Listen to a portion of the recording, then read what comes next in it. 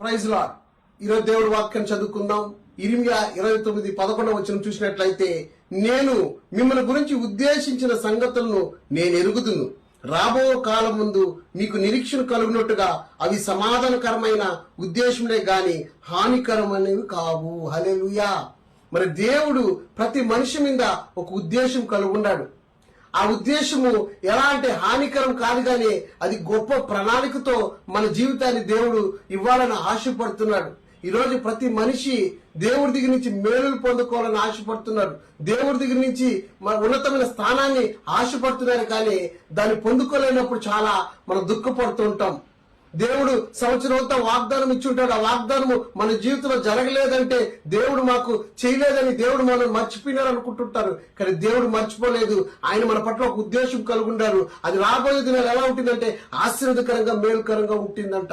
యోసేపు జీవితంలో చూసినట్లయితే, యోసేపు 17 సంవత్సరాలు ఒక కలగన్నాడు. అన్నల కన్నా ఉన్నతమైన స్థానంలో ఉంటాడని అన్నలకు చెప్పినప్పుడు అన్నలు కోపపడి అతని బానిసగా ఐగుప్తులో అమ్మివేసినప్పుడు ఆయన దుఃఖపడలేదు. ఐగుప్తులో బానిసగా ఉన్నాడు. తను 23 సంవత్సరాలు ఐగుప్తులో ఉన్నాక దేవుడు యోసేపుని రాజుగా చేసినాడు.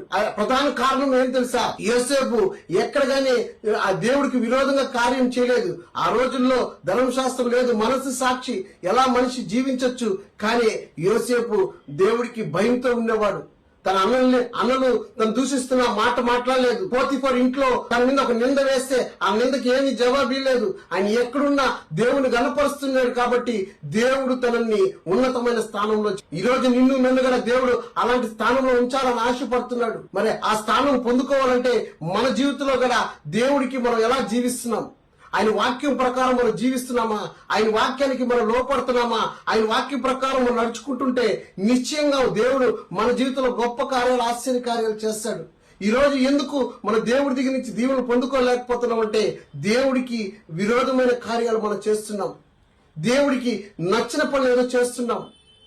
దేవుడి సన్నిధిలో ప్రతిరోజు ఆయన వాక్యాన్ని ధ్యానించి ఆయన వాక్యం ప్రకారం నడుచుకున్న వారికి దేవుడు నిశ్చయంగా దేవుడు మంచి సమృద్ధిని దేవుడు అనుగ్రహిస్తాడు. మంచి ఆశీర్వాదాన్ని దేవుడు అనుగ్రహిస్తాడు. యోసేపు జీవితాన్ని దేవుడు మార్చినాడు. ఈ రోజు నా జీవితం మార్చాలని ఆశపడుతున్నాడు. ఇటువంటి దీవెన మనకు అందరికి అనుగ్రహించును గాక.